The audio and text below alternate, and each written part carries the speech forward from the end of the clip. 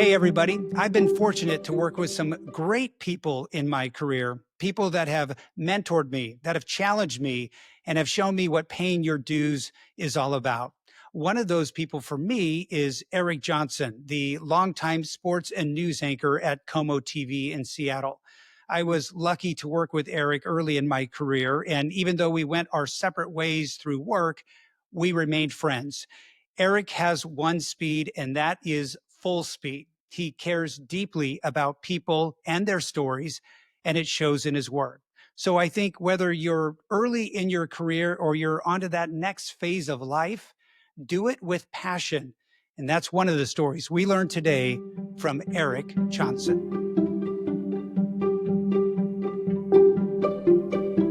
We can dive in and go. And I think people will just want to know, like, they'll see this and they're like, I know that guy. What's Eric Johnson up to? What's his face? Whatever Yeah. happened to What that is it? guy? Whatever happened to that guy? You know what, man? I was thrilled to crawl out from sort of the pressure of hard television deadlines for all those years, and I've just been sort of reveling in it. Day to day, I don't have a ton going on. I mean, I have a few projects I'm doing. I've written a novel that I'm trying to find an agent for, which is really hard to do, and I'm going to start another one soon. Some speaking engagements. I've done a couple commercials, just some stuff sort of circling around the television business. And I'm spending a lot of time just kind of relaxing, taking it Yeah. easy. It's after being tied to that studio all those years, it's just liberating to wake up and go, I think I'm going to go for a walk. I think I'm going to hang out. I have lunch with a buddy, and then I'm going to get a beer with another buddy, and Yeah. there's my day. I love it. Yeah. Well, look, we work together. We've known each other a long time. I know your motor was always going, always Yeah. going, thinking about work. You're such a hard worker. You cared so much about your craft. And has it been hard? Was it hard to slow down or was it pretty easy? My wife, Mo, said, "You're going to go crazy. You're going to be so bored." And Right. I said to her, "You watch me." And not for one moment have I been bored. I'm happy doing Yeah. just kind of what I feel like doing. I still express myself. I write. But I love not having the day-to-day pressure to come up with something. Mhm. And you're right. I always say to myself, because there's a part of what happens when you retire is you feel, at least I have, a little guilty. Shouldn't I be doing something? And Mhm. my wife, Mo, reminded me, you worked really hard for a long time. Yeah. It's okay. And so Yeah. that's all I needed to hear. Yeah. Your writing obviously is a big part of your career. When did you start that? Did you write as a kid or did that kind of materialize as you went along in the broadcasting business? You know, I wrote as a kid, as a child. I mean, somewhere in this wall behind me, I have a story that I wrote about a Viking when I was in like first grade, Really? and I was always had this desire to express myself with words. That came before my desire to be on television. In that world, I've always loved to write. I've always been drawn to it. I always read. People ask me, how do I become a good writer? And I say, read good books. Yeah. And I say, study the way it's written. When you feel something, go back and ask yourself, what did the writer do to make me feel that, right? So I've always had that going in my mind. I read carefully, I read a lot, and it's just been a part of my life. It's when something happens in my life, my mother just passed away, I immediately want to Mhm. write something about it. And people say, oh, thank you for that. And it's not for them, it's for me, Yeah. you know? Yeah, So it's you just a part of appreciate me, good Greg. writing. You know what it just reminded me of when you're talking about writing? Up behind you, in that gold book up on the third shelf behind you, Great American Sports Writing Oh Stories. yeah, That right one, here.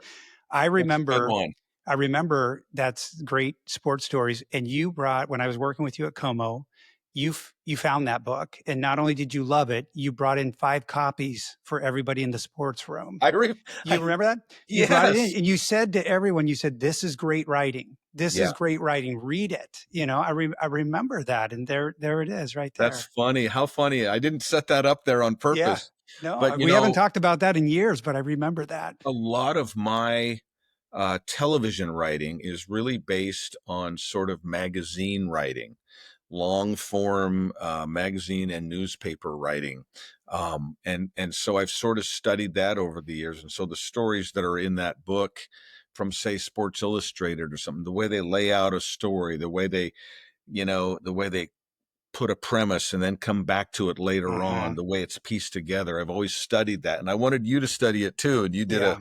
you did a great job. You Yeah. were a black, but in case anyone doesn't know, this guy, he came to KOMO TV as our number 3 guy, Number right, three guy. Greg? Yeah. Yeah. Yeah. And Yeah. man, you were a worker, and I love that you called this podcast "Pay Your Dues" Yeah. because you did. I could tell the first time I met you that you're one of those grinders, one of those guys, and that's what I admire, Yeah. who just Thanks. sticks their head down and gets the job done. Not a lot of flash, not a lot of silliness, not a lot of attitude, just getting the job done. So I just Yeah. wanted to make sure everybody knew this guy is the real deal, Well, I man. appreciate it. I appreciate it. It was a lot of fun. And the thing is, we've stayed in touch. We've been friends for many years, from that. So you were a mentor and a friend all along the way while I was in broadcasting, and then later in my real estate career and along the way. So Been on great. the when did you know you wanted to go into broadcasting? Because you're a young buck growing up in Spokane. You end up at WSU Yeah. playing baseball. Wazoo, of course, has a great broadcasting program. Did you go there because of that? As you knew in high school, that was something you Yeah. wanted to pursue? I'm one of the lucky. I think I'm lucky. People say that I'm lucky for this reason. I knew what I wanted to do when I was in third grade, Wow. and I can pinpoint the day. And I've gone back and looked at the video of the Monday night football game between the Rams and the Vikings in 1970. And so I would have been 9 years old, and it was Howard Cosell. I'm watching this game. We all loved football, this new thing, Monday Night Football. Might have been the first season of it. And there was this guy, Howard Cosell, and some people thought he was a jerk and some people loved him, and he had this big personality. I saw the way people reacted to him on that day in 1970. And I said, that's what I want to do. It really did happen that way. It was like I just made a decision at that moment. And so what I was able to do because of that is along the way take debate, study speech, join the school newspaper, do all those things Yeah. that would lead me down that path. I had a tape recorder in my bedroom, and I had a board, a baseball game. It was called, Superstar Baseball or something. And you had like Babe Ruth and Sandy Koufax and all these guys. And then it was a dice game. And then I would broadcast the Yeah. game. I would announce the game as I was playing it. And so those kind of things, it all just kind of builds up, right? But I knew in third grade what I wanted to do, and it never changed. I put every egg in the same basket. I didn't have I never had a plan B. It was all in the same basket from Yeah. day one. That worked for me. It doesn't work so well for some other people. Yeah. Well, but you talk about paying your dues. I mean, it's also you put in the work, right? I mean, so talk about when you were at WSU, because you can go to even if you go to a college with a great broadcasting program, you have to show up. You have to Yeah. get involved, right? So what was that? What was that landscape like for you, and how did you take advantage of that? Well, for one, it kind of came easy to me, and that was for good and for bad. Um, but I was sort of natural at the on-camera part of it, at the communicating and expressing myself and reading. But there was a crossroads along the way at Washington State. You remember Glenn Johnson, the Sure. the famed, you know, sort of the dean of all the professors there at Wazoo, and he Mhm. had a class that I was able to take this class twice, and my senior year, and the way it worked out, I thought I had it in the bag. So the first semester that I took this class, I didn't try very hard. I focused on other things. Uh-huh. girls or whatever. I didn't pay attention. So I wasn't true to myself in that semester. Mm. And that was the one and only time that this happened, because then when I came to take the class again in the second semester and really buckle down and get a tape together so I could get a good internship and all that stuff, I didn't get the class. So I knocked on Glenn's door and I said, Glenn, I think there's been some kind of mistake here. It says I didn't get the class. And he said, in this big baritone voice of his, that's right, Eric. I don't think you worked hard. You have great natural talent, but there's some people that seem to want it more than you, and they're in the class and you're not. And it was a shock to my Yeah. system. Yeah. It scares me when I think about it even now, because I felt like, oh my God, my whole future is dependent on getting in this class. And so what I did was I showed up at his office every morning as he arrived at work for 4 or 5 days. And I'd say, I'm just hoping I can get into that class. And he'd say, nope, I'm afraid not, Eric. And after the fourth or fifth day, whatever it was, he said, I just wanted to see if you had it in you. Okay, I think a spot just opened up. Yeah. I didn't ever have anything like that happen again. I thought to myself, uh, if I don't succeed at some point, it's never going to be because I didn't pour everything I had into my job. And I've stayed pretty true to that, I think, all the way through to the end. Yeah. Scared straight is what I was. Yeah. Yeah, that says a lot about Glenn too, right? Yeah, That he knew you needed that. That's a absolutely. good lesson at the right time, isn't it? It's great, great leadership. And he knew, I like to think that he knew that I would do what I had to do to get into that Yeah, and he class. knew you had talent, but Yeah. he knew you needed to be scared straight, I guess, right? Yeah, it's Yeah. he and I laugh about it now. Every time I've introduced him at various events, and we talk about it all the time. And he said, Eric just needed a little kick in the butt. That's all, Yeah. So, Yeah, but we all do at some point in our lives. We all for have sure. these crossroads, these turning points where we take Yeah. a left or we take a right. And they determine how we end up. Maybe I was too proud and I didn't knock on his door the second day, and I said, forget you and forget this. I'll do something. Right. Who knows? Who Right. knows? Yeah. But Glenn stuck it to me pretty good that time for sure. So getting, I think it's probably the same today. Getting that first broadcasting job is tough for most people. I mean, because Yakima, Washington, there's 300 people sending Yeah. in tapes, right? I mean, Yeah. just to get that first job. Was it hard for you to get that? What was that first job, and was it hard for Um, you? I worked, my first job was as the weekend sports guy at KTVB in Boise, Idaho. It wasn't really hard to get. I ran into a guy out on the town, and he worked at that station, and he was back in Spokane doing something else. He said, hey, KTVB needs a weekend sports guy. And so Mm, I called them and they said, that's true. We do need one. And I said, I'll be there tomorrow. And they said, well, how about Tuesday? And I said, okay. So I drove my car from Spokane down to Boise just to check on this job. And then when I got there, they said, hold it. You drove here from Spokane. You didn't have to do that. And I just wanted to make sure, yeah, and sometimes those little things can show a little glimpse inside your soul, and can be the difference between getting a job and not getting a job. So it came easy. I got the job, really one of the first ones I tried for. But then, of course, hanging on to it is a whole different deal. And yeah, I didn't have any, like you, like any of us, you don't yeah. have any experience. You're scared Did you half have a the time. tape? Did you have a tape that you had put together Yeah. from the WSU stuff? Yeah. From the WSU. And then I had an internship at Creme 2 in Spokane, Okay. and got Yeah. some stuff together on that. And then you use that, you send those tapes out, and, get someone that likes it. And Right. I think it's harder now for these young people than it was even for us. I think Yeah. maybe not the getting a job, but the career itself, it's Yeah. just, Anytime you're watching TV and you see these reporters in the trenches doing their thing, just remember they woke up that morning, someone called them and said, here's your story for the day. Find someone to talk to, find some information, milk your contacts. And then you got to feed social media, the websites and all Yes. that. It's a tough gig these It's days. different. Yeah, it Yeah. really is. I think you'll appreciate this. When I was working at Channel 7 Cairo with Tony Ventrella, we had But a can I interrupt you briefly? okay. He I abandoned me. Greg I abandoned knew me. this part was coming. After all I did for him, he left me to go to the competitor.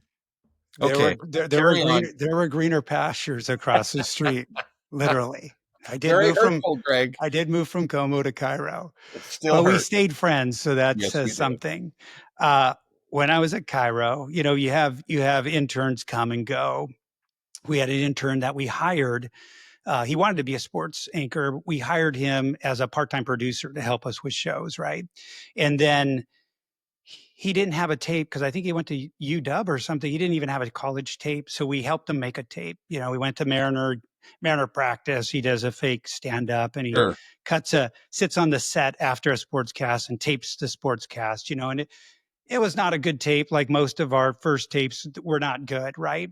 But he's sending this thing out to all around the country, right? Like Pensacola, Florida, and these small stations up in Maine, like everywhere for months and months. Did not get one single bite. And then one day I'm sitting in the office with Tony, and this guy calls me at the office, and I'm sitting next to Tony. Tony's listening to the conversation, and Brian says, "Hey, I got a job offer at this small station. It was a cable station in Minnesota, in the middle of nowhere, right?" And he says, "I said, that's great. Take it." He says, "Well, they want me to sign a 2-year contract, and I'm thinking about asking for an out clause." And I say, "You want an out clause?" And Tony hears me say this, and Tony leans back and says, "An out clause? Tell him he needs an in clause." Which is so classic, right? Oh, You get you a, know, uh, yeah, you got to. We used to on the Wazoo baseball team. There was a saying, and it was "Got a lot of wanna." You got to want it bad, yeah, to yeah, move to these markets, to take the pay. I think I made $12,100 a year my first job, and right, granted, it was a long time ago, but it wasn't much. You got to want it bad. yeah, In life, whatever it is. yeah, I yeah. You got always to say put in the work. you got to put in the work. You got to pay your dues, like you Yeah, say. yeah, I always say it doesn't really matter what the question is. The answer is almost always hard work. How yeah. do I how do I have a better relationship? Hard work. How do I get a better job? How do I make more money? How do I find more fulfillment? It's all built in Yeah. to that simple idea of just you work, you The put in. hack is hard work, Yeah, right? That's what it is in absolutely. life, in sports, whatever it is. It's hard work. That's the hack. My favorite saying, I've told you this before, probably when we worked together, and from what I understand, it was on the wall in the locker room at Notre Dame, and it says, "What we gave, we have. What we didn't give, we have lost forever." Yeah. Boom, right? Yes. If Yes. you did in any situation, any moment, if you didn't give everything you had, you don't get that moment back. You That's don't get right. that situation back. Yeah. That was your play, right? And Yeah. so I always Yeah. try to think of that. Well, part of this thing of going into broadcasting too, and holding back is, and I talk about this on the podcast, is how fear holds people back. And you've got to be brave to put yourself out there in many ways. Yes. But in broadcasting, especially when you're terrible at the beginning, you have to put yourself out. You have to take that chance, right? And if you don't, that could be lost forever. Absolutely. I either say brave or dumb.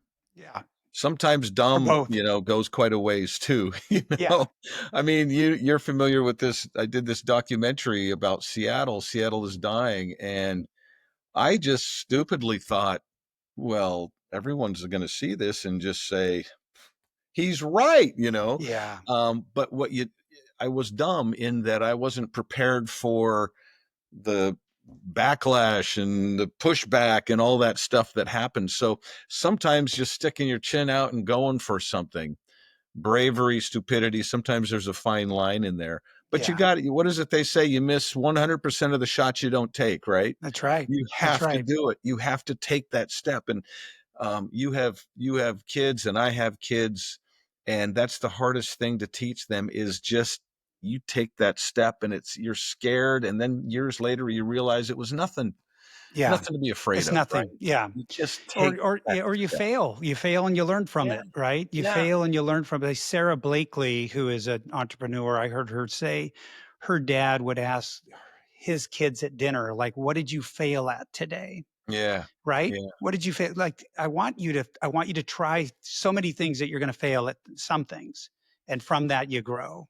I would say though, a little bit of my, if you want to call it success, is from a fear of failure. Sure. Right? Yes. Sometimes a fear of failure is the same thing as bravery, in that, I can't fail at this, therefore I must prepare as much as possible, or this Yes. has to be really good, or else I will fail and not live up to what I expect from myself. And Yeah. so I have definitely had some of that. I Yeah. definitely have had that in my heart of like, my thing is uh I've never wanted to be good. I've wanted to be great, Yeah. you know? I know. So, I saw that in you in working with you. yeah. Here's the So thing in sometimes, working with you, Eric, and working with you and watching you over the years, a sportscast and we'll talk about your news career, but in a sportscast, we get 2 minutes, 2.5 minutes, yeah, whatever. You wanted that 2.5 minutes to be the best possible, right? Like the video, the audio, whatever soundbite, it wasn't going to be just show batting practice or just, filler. or You something tried to creative, maximize it. right? Right. Something creative from the back of Yeah. my mind. I always wanted to have something extra, a reason to stand out, to differentiate myself. But yes, I couldn't stand, the idea of failure is frightening, but the idea of mediocrity Yeah. is even more frightening to me, I think, than failure. It's like, I don't want to be just another Yeah. guy doing this job. Oh my God, I hate even Yeah. saying the words, I right? know. I want to be great. Yeah. Well, look, I don't think there's anything wrong with that. I mean, and a lot of good things come out of that. I kind of want to follow your career a little bit, for those that are um, interested. And the thing is, you didn't just end up in Seattle. You just didn't end up as the main anchor, right? You kept working your way up, and you kind of did the Northwest progression, right? Did you go Yes. Boise, Spokane, Portland? Is that what you Well, did? my theory early on, I was smart enough as a 20-year-old to say to myself, well, I want to end up in Seattle. That's where I want to live and have my life.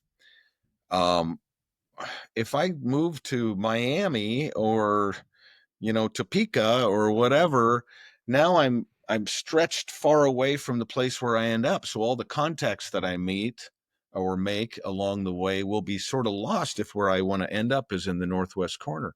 And so I tried to stay close at two stations in Boise. One is the weekend guy, then is the main sports guy, then to Spokane, which is my hometown, which was a blast for two Mhm. years there, then to Portland for 4 years, where I met my wife, and then to Seattle as the weekend sports guy. So yeah, I hit all the northwestern hot spots along the way, and I love that. This is where I want to be. This was my dream, Yeah.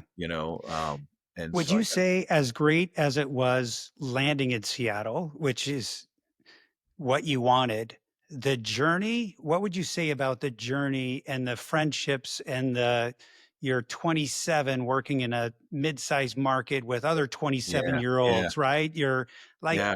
that part of it is pretty cool. I'm pretty competitive. And along the way, I look back now and I wish I would have made more. I did make friends. Trust me, I made good friends in every one of those stops. Mhm. but I wasn't very friendly with the competition usually. I wanted to beat them. I wanted to beat them every single night. I wanted every night them to turn on the TV and say, "Oh, Johnson got that," right? Uh-huh. So I was really competitive that way. But I loved each and every one of those steps. Each and every one of the steps, I felt like I could live there forever. I didn't want to. I wanted to live in Seattle. But each and every step along the way, I'm like, I loved Boise for certain reasons. I loved Spokane because it was home. I loved Portland. I loved all those places, but I wanted to live and build my home and my career here in Seattle. But I had a blast along the way. I think I told you the other day, we were chatting about this podcast. I'm at KTVB in Boise, Idaho. Can I tell that story? Yeah, please. I was just Uh, going to, I think I know what you're going to say. I think it's a yeah, great note. I'm at KTVB and I'm the weekend sports guy making $12,100 a year. And I'm like a gym rat at the TV station. I'm at the station even when I'm not working, all the time, working on some story. I'd go take the camera. I was a one-man band, we call it. So you shoot your own video and you're a Right. one-man band. I'd come in, I'd sneak the camera out, I'd go shoot some story, and then I'd be working on it on my days off. And there was a great reporter at KTVB, great guy, head of the union, named Jeff Beeman. Um, and he came up to me one day and said, "Eric, I want to talk to you." He said, "Listen, some of the people are upset because you're putting in all these hours, you're working for free, and the other reporters can't keep up with that pace unless they work for free. And so you're kind of making them look bad by doing so much." And he said, "But more importantly, the station is taking advantage of you by letting you do that." And then I said, "I'm not generally a cocky guy, I hope, but this was kind of cocky looking back." I said to him, "Oh, no, no, no, Jeff. The station's not taking advantage of me. I'm taking advantage of the station because I'm building my reel. I'm getting all these stories together, and then I'm going to get a job somewhere else." And he just, I remember the logic of that hit him, and he just kind of looked at me and goes, "Okay, all Yeah, right, Eric." you know what you're So that's doing. where that ended. Yeah, but that says something about the work that fire, that I saw in working with you and knowing you, Yeah, that fire and what it created, right? To create got a good lot of wanna. things. Yeah. So you end up when you end up in Seattle, um, I think you had a couple of options on what to do, but you end up at KOMO with the legendary Bruce King Yeah, working there, right? What I yeah. mean, so what was that initial experience like for you? It was Bruce King, to anyone that doesn't know, yes, a legend in this market. He was Mr. Husky, a very stylized old school guy, and he had and that's the play Yeah, of the night. it had He was very stylized and yeah. had this great vocal cords and lovely guy. And I got there towards the end of his career, and so he helped me along. But it's a weird thing when he also knows that the reason they brought me there is to at some point replace him. So that's a Uh-huh, little odd, but he was uh-huh. very sweet about it, very classy about it. And it was good, man. I started this thing. I'd been here about 3 months, I think, and I started what came to be known as Eric's Little Heroes, which is, Right. kids sports, Yeah. going to a T-ball game and watching them run to the wrong base or fall down or whatever. And that was a weekly segment. People loved it, and it put me on the map. It it really made my career because I wasn't just another guy talking about home runs and Right. touchdown passes. That set me apart and really, really got me going. So it Wait, was so cool. so that it was that early in coming to Seattle that Eric's Little Yeah. Hero I started. had Yeah. actually done it in Portland. We called it Yeah. the Little League Play of the Week, Okay. and it was successful there. About the last 6 months I was there, so I brought it up here. Little League in Williamsport, Pennsylvania, called me and said, "Hey, listen, I'm a lawyer for Yeah. Little League. You can't call it that anymore." So we changed it. My wife Yeah. and I were at a movie theater before a movie started, and we were thinking up names, Eric's Little People, and we came up with Eric's Little Heroes. Well, and for folks that maybe not from the Northwest, I mean, this ended up being a huge franchise, if you want to call it. Oh I yeah. mean, it was a big deal. And so let's just talk about that. Where did the first, what was the first, was it mutton busting? One of the first ones you did, or where, do you No, remember where that's it not came one of the from? first ones I did. But mutton bustin' was an annual perennial favorite. Yeah. Kids riding sheep at the Oh, rodeo. it's You great. know, it, we would mostly go to t-ball games to start, and then we would started going to football games, and the concept of it, which I'm still very proud of. The idea is that the announcer is playing it straight. Like, little Jimmy hits the ball, hold it, he's running the wrong way. You can't do that, Jimmy, whatever. Yeah. And so the announcer is as shocked as the viewer is that these crazy things are happening. And, but the greatest one of all time, can you hold on for 1 second? Sure. Yeah. I have a Yeah. picture. I'm going to go get this picture. Go Hold get on. it. It'll be Count to worth 10. it. I'll be right back. I'm coming. I believe it. I think I know what this picture is going to be. And it might get us banned off YouTube if depending on the angle of the camera. Okay, I got it. This little guy, he was before the game, he's drinking all this Gatorade. We're saying, look at Steve drinking all that Gatorade. Where's he going to put it? And then in the middle of the game, the camera pulls over and there's little, what's his name? And he is taking a whiz with his pants down. And then Oh my goodness. shortly after that, the ball comes rolling like right Yeah, over here. You remember this? I do. And he pulls up his pants, turns around and kicks the ball and runs out of frame. All Uh, 10 classic. you owe your career to that I kid. do. I do. I do owe my career to him because it was one of those ones that people were talking about, Oh right? yeah, that And was a again, classic. you can't be generic. It was something that you get that word of mouth and people are talking about it over dinner. And now they're looking it up, trying to find it, and see it for Yeah. themselves. So Didn't that you stuff meet? was a Did you meet blast. him years later, like when he was in college or something like that, or I didn't he did. come and His say hi to dad, you or something? we had like a reunion show, Yeah, and yeah. he came by and he was like, yeah, I've had to live with that my whole life. And, his dad said that they used to show it. He'd bring a girl home and they pull out the Show it on tape and there. show the girl. And so, Well, the other part of that too is you've been fortunate to work with some really good people, oh, myself excluded. I'm talking about photographer, oh, like yes. Alan and Darren and the editors, and you had a team there that everyone knew their role, and it was a bit of a machine. I mean, you all worked together, and that's what really helped create that good content. We did another thing. Eventually, Eric's Little Heroes became Eric's Heroes, Right. and it sort of grew up, if you will. And they were stories about sweet acts of humanity and decency that human beings do for one another. That was the idea of the story, and we had a team. Doug Pigsley was our camera guy.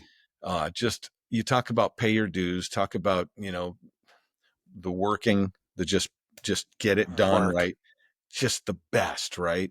And then we had our editor Darren Tegman. He and I, for 30 something years, just had this.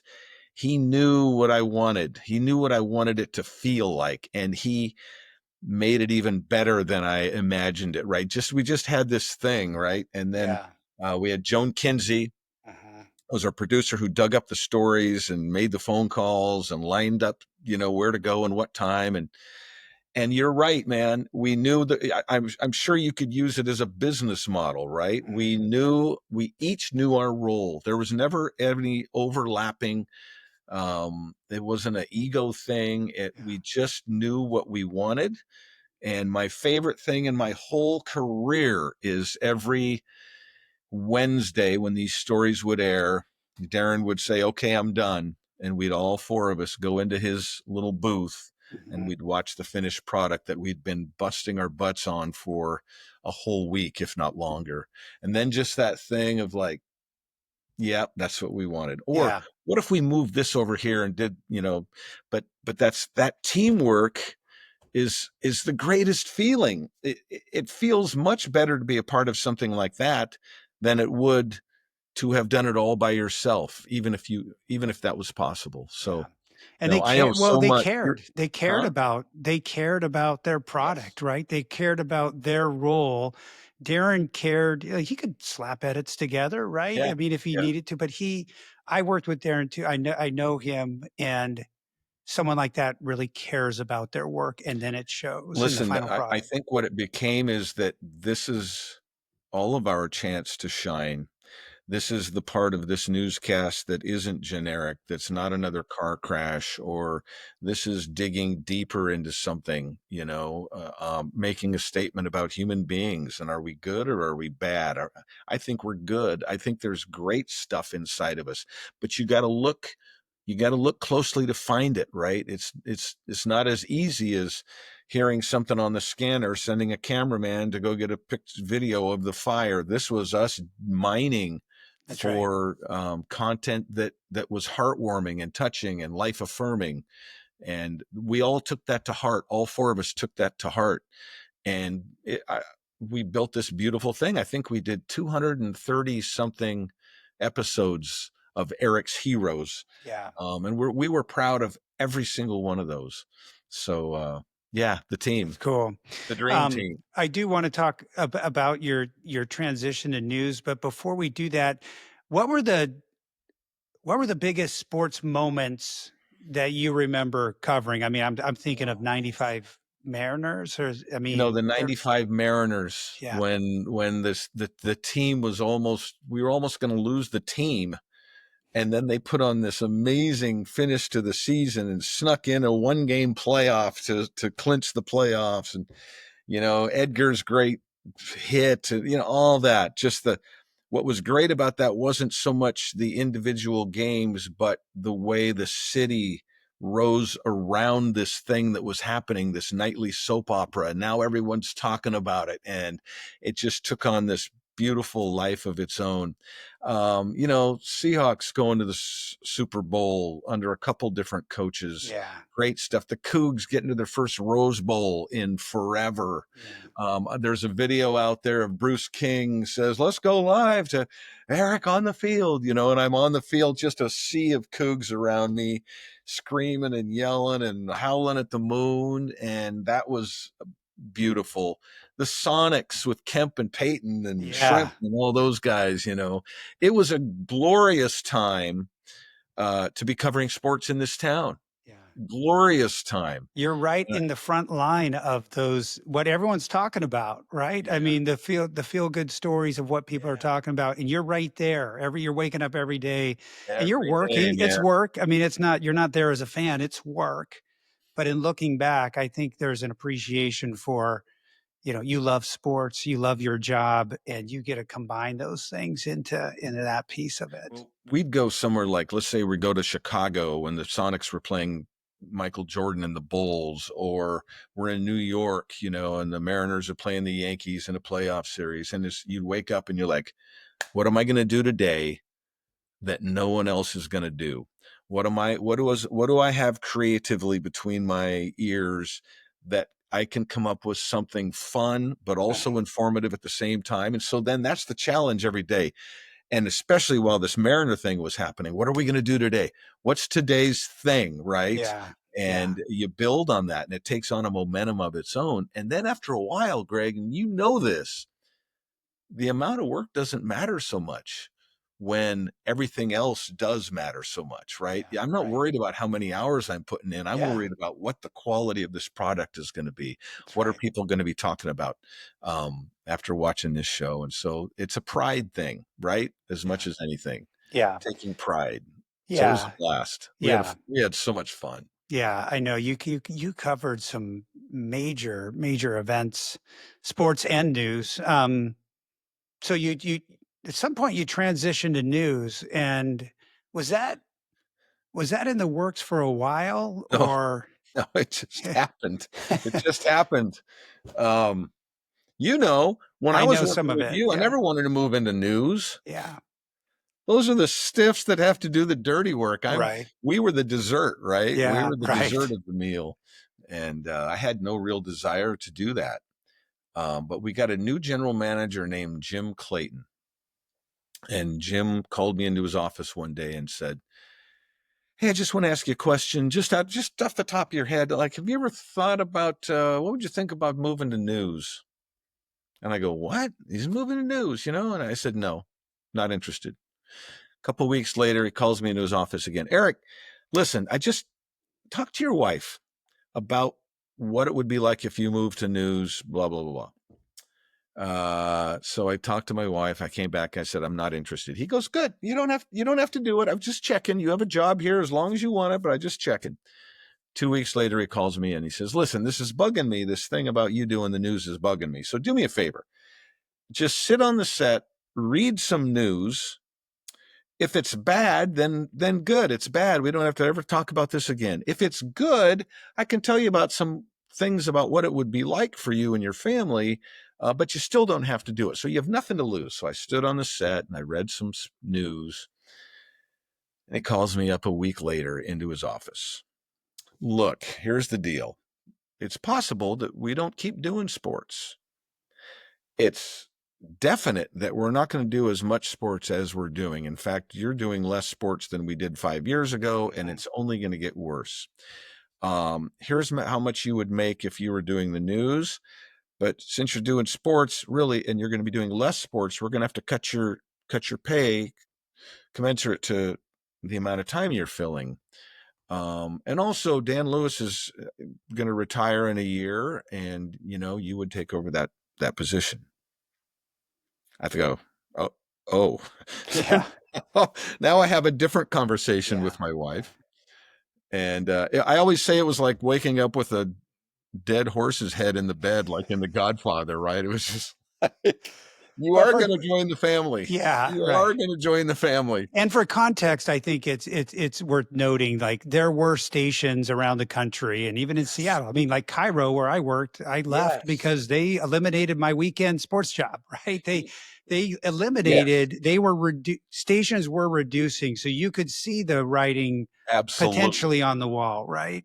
Absolutely. Yeah. And your situation may have had an impact on my decision, right? I can't remember the exact timing, Mhm. but it all made sense. And then the other thing I thought, though, once I came to terms with the idea of switching was, man, let's see how good you are. Let's see how, if Yeah. you can play a different tune, what other tricks do you have in your bag? Let's see what we can do here. So I did. And I really think it was the best thing I ever did. It was a Yeah. challenge. It changed the way people looked at me. And it was just a different gear. We all have different gears, and I got to show a different gear after Yeah. all those years. New challenge. And people, and look, you stepped up. I mean, I think people that know you wouldn't be surprised, and based on this discussion, like, so you didn't go over to the news side of the newsroom and go through the motions, right? You went over and kept grinding the way you did in Yeah. sports, Yeah. right? So That's you really you all worked on your craft. that's all we have, isn't it? Yeah, Right? That's really that's all we have is our want and our desire. And yeah, I took the same mentality to it. Um, and I think it worked out okay. Geez, I made some mistakes. We all do. sure. But the good news is about TVs, we always say it's to Mars by now, and there's another show in 2 hours. So get ready, Yeah, right? yeah. Buckle up. Here we go Yeah. again. And you touched on Eric's Heroes because that transitioned right from the kids sports stories to Eric's Heroes. And I think there's probably a couple things that come to mind with your career, and that is certainly towards the top of those personal stories you Yeah. told of people that I don't know, was that one of the most rewarding pieces of Yeah. your broadcast career, would you say?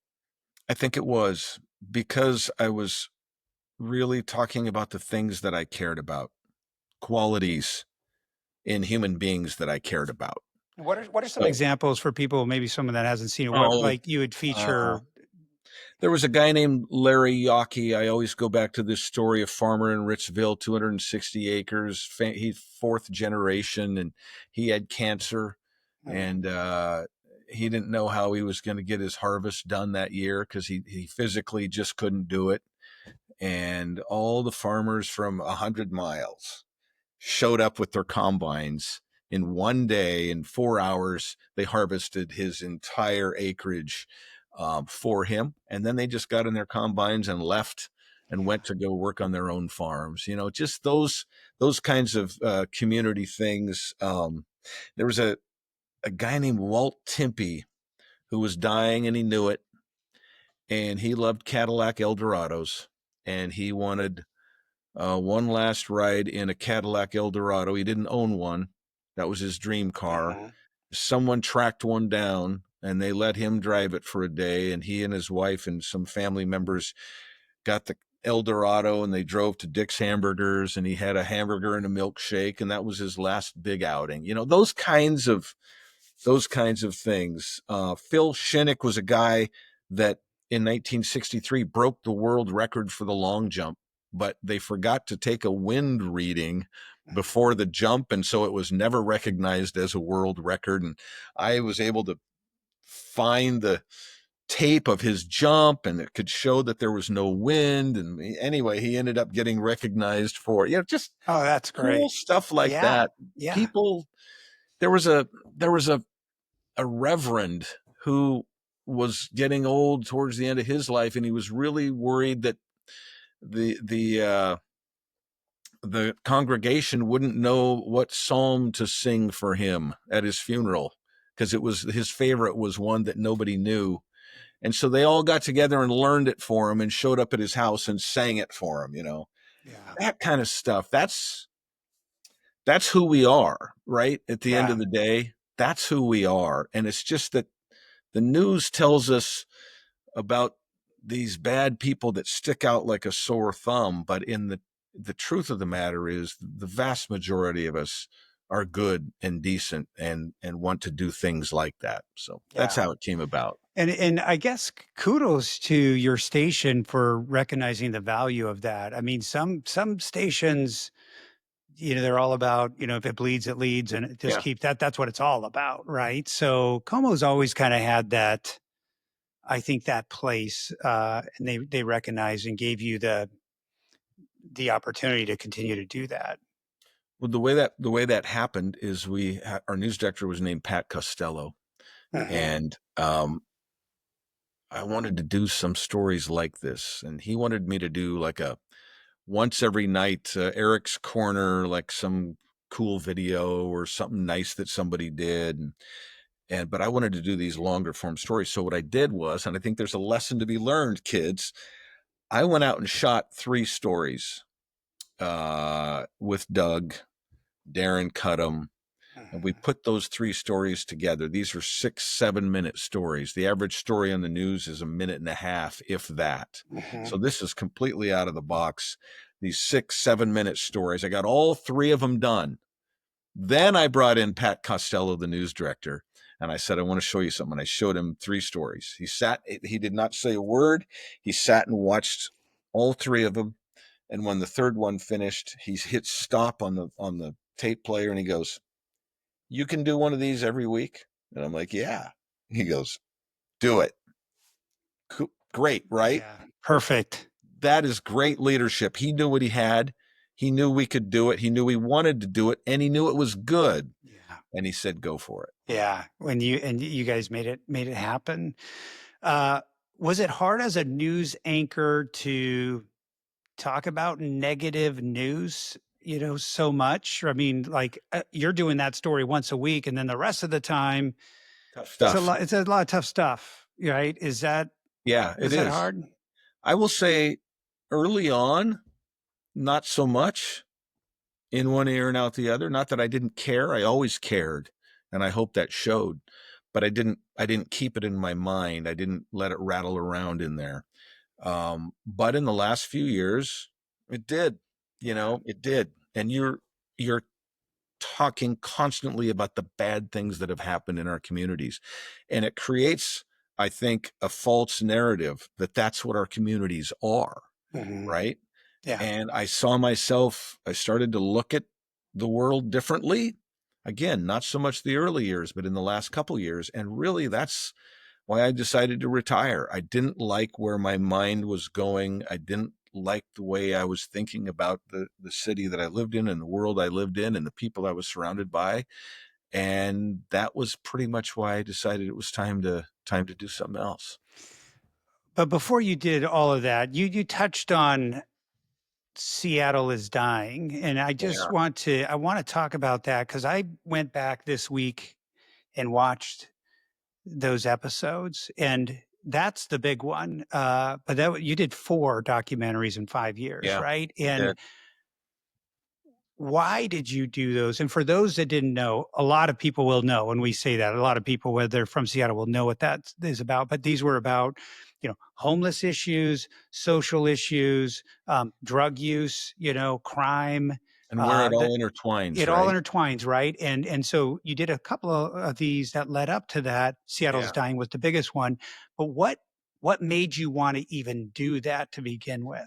Well, it's almost hard to remember. We now step over bodies all the time as we walk downtown or cross the street when there's somebody having a drug episode, waving their arms on the other Mhm, side. And mhm, we almost have just learned to live with it. We don't even think about it. But there was a time when these camps didn't exist.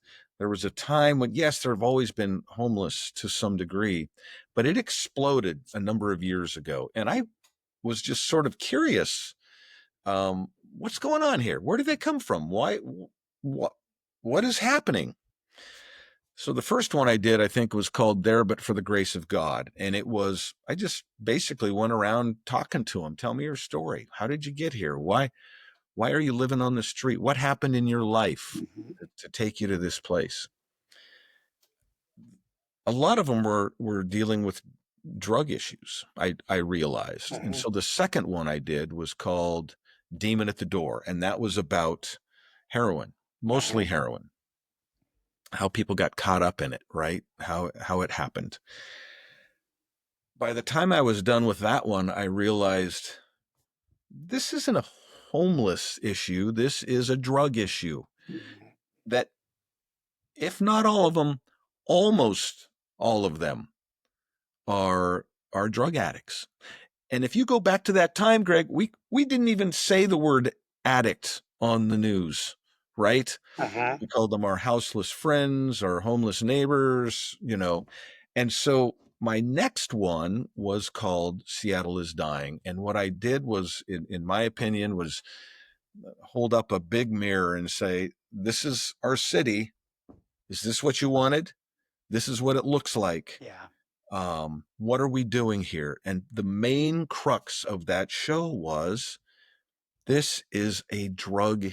These aren't truck drivers that had a Right. bad run of luck. Yeah. These are full blown hardcore drug addicts who are dying in front of us, and That we're need help. allowing it to They need happen. help. And we decided that the decent thing to do would be just to leave them out there to die in front of us. Mhm. And I still say that's the wrong way to handle this. And I think we're very slowly getting to a place where we're saying, okay, what else can we do? Giving them tents and needles and watching them slowly kill themselves. Is that the decent thing to do here? So anyway, as you remember, it blew up. My Huge. God, it like Huge. nothing I've ever seen in local news. By the way, do you know how many times that 1 hour Oh, piece has been watched on YouTube? I looked it up last night. it's way up there. What is it now? Just under 20 million. Jeez. And Just that's under 20 million views on YouTube. just on YouTube. Um, That's I heard incredible. someone told me that Sinclair, the company that owns KOMO, made $100,000 last year just on Seattle is Dying YouTube watches. Killing Wow. me. Yeah.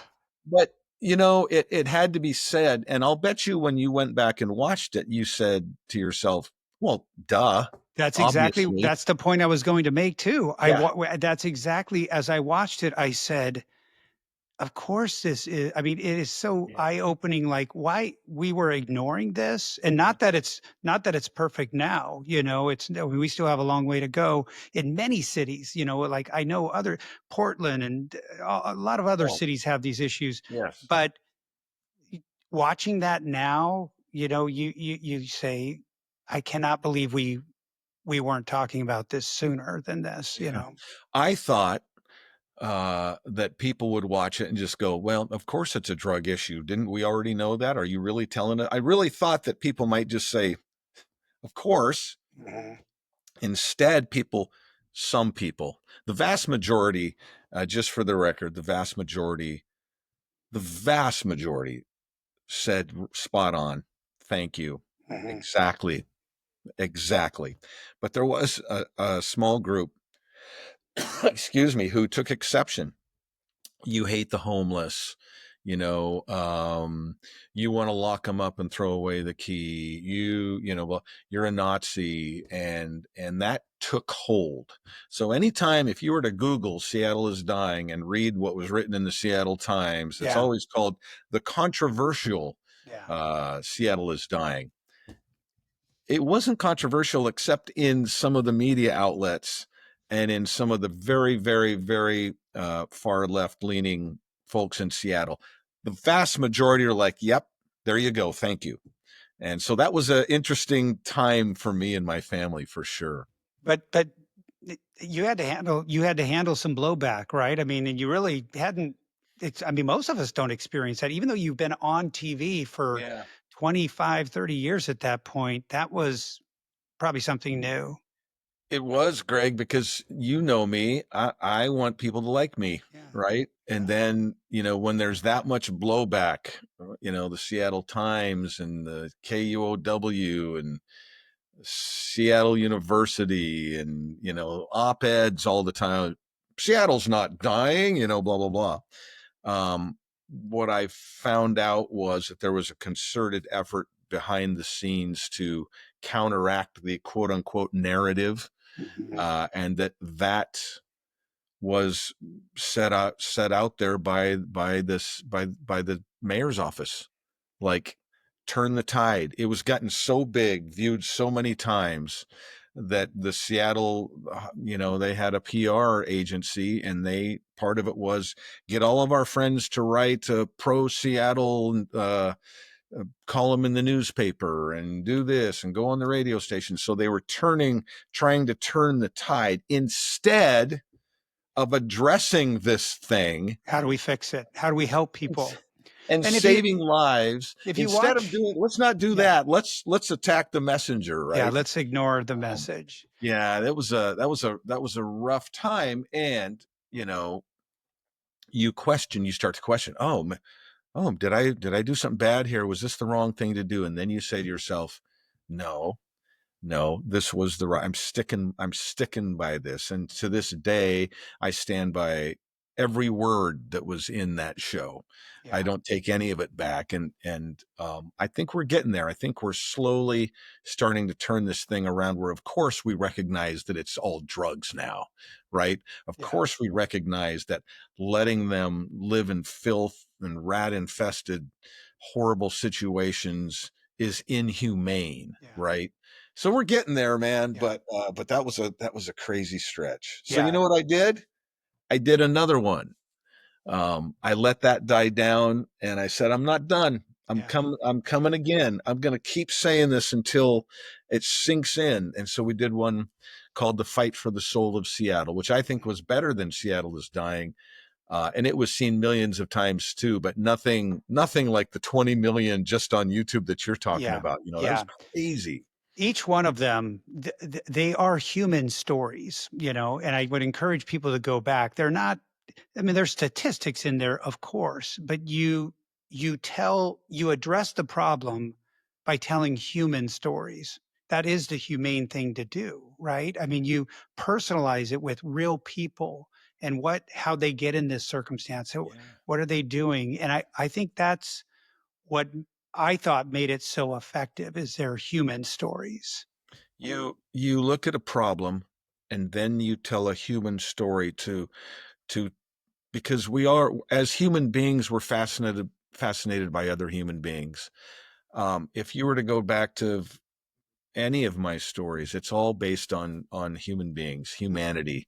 You find the humanity. There's a humanity in a drug addict living in the woods. There's humanity in there. My job was to find that and use the power of that to try to get people to think about this in a different way. I did my best, man. That was a 5 year thing. When you go to the first of those to the Yeah. last of them, that was for 5 years. I was living and breathing that. And I'm glad I did it. I'm proud I did it. Doug Pigsley, the camera guy I told you about, was right there every step of the way with me. Darren Tegman, the editor we talked about, spent countless hours trying to get it to feel exactly the way we wanted it to feel. It was quite a journey, Yeah. and I wouldn't want to do it again, but I'm very proud that we did it.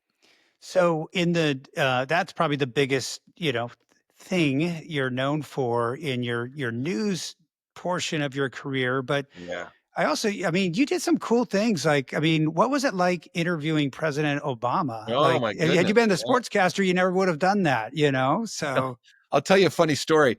I was nervous to meet the president because I wasn't, as much as I tried to learn about this thing that I was talking to him about, it involved trade and allies. And so I had to really get my head wrapped around it. But you get about a 7 minute interview with him. And I was nervous, and they set you in this little room, and you're waiting for your turn, and some other people are doing interviews as well. And I had this little round thing of evergreen mints, mhm, right? And I didn't, I took a mint because I didn't want to have bad breath. But then my weight stretched out longer and longer. And so I kept eating these mints. Well, what I didn't know is that the more of these damn mints that you eat, they suck the saliva out of your mouth. So now I've got cotton mouth bad.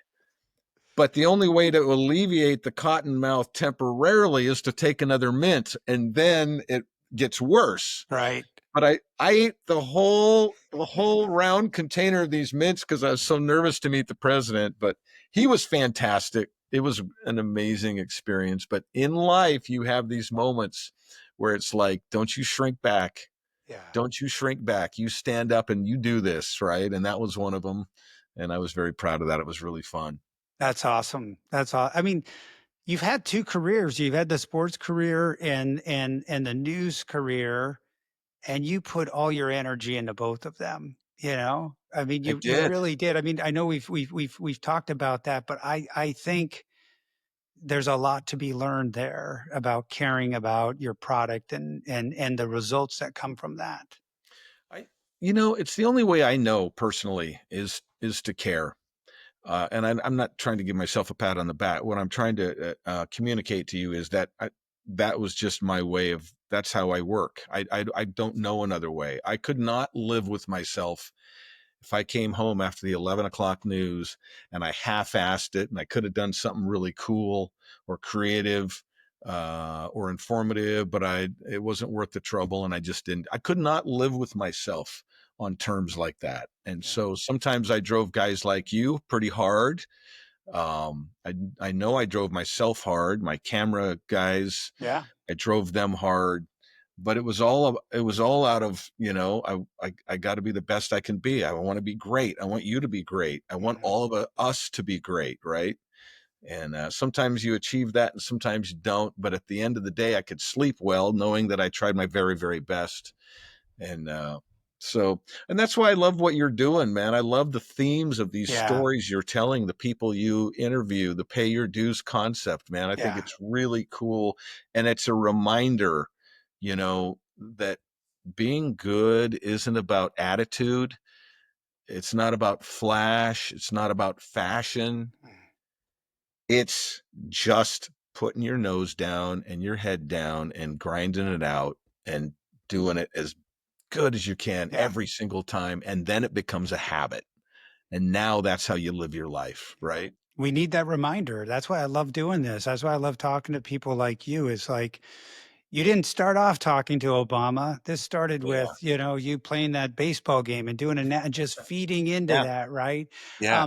So you've interviewed farmers, presidents, all-star baseball players, homeless guys on the street, women on the Yeah. street. The gamut. What what what what have you learned about people?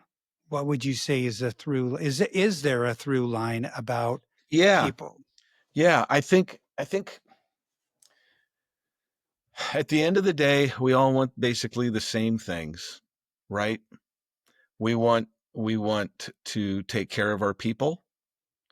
We want to do some kind of work that we're proud of, that gives us a sense of meaning and fulfillment.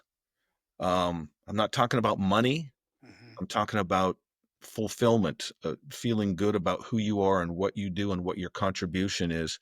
Um, there is so much that we all share in common, that when it's so frustrating, the left and the right and the rich and the poor, and we all basically want we all basically want the same things, and that's what I've found.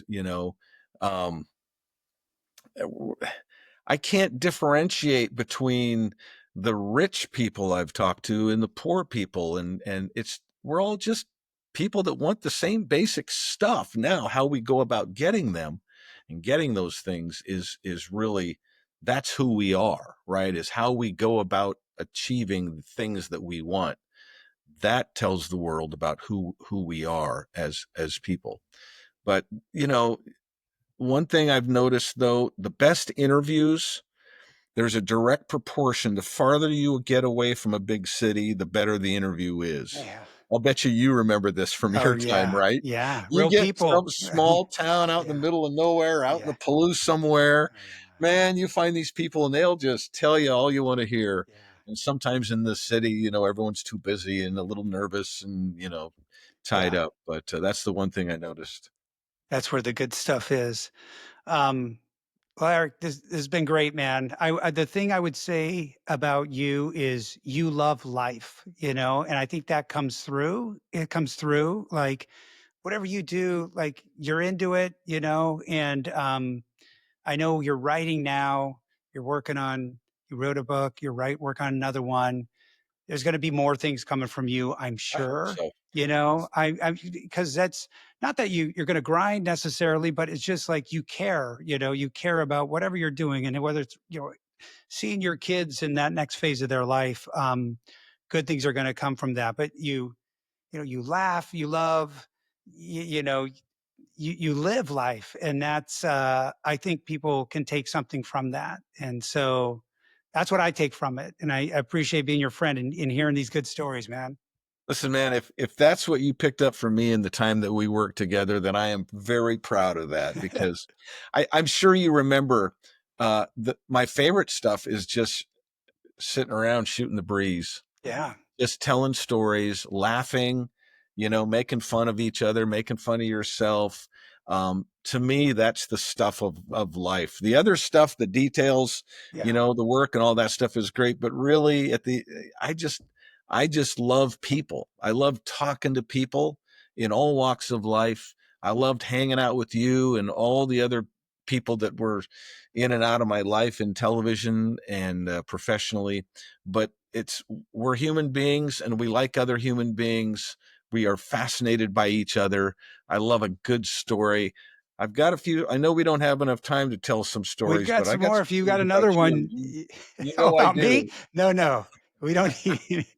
I have the ability to edit, luckily, but You're running this show now, yeah, right? that's right. I'm running. This is my show. All right. Well, thanks for being here, Eric. I appreciate you and appreciate you taking the time. And more good things are coming. I'm sure of it.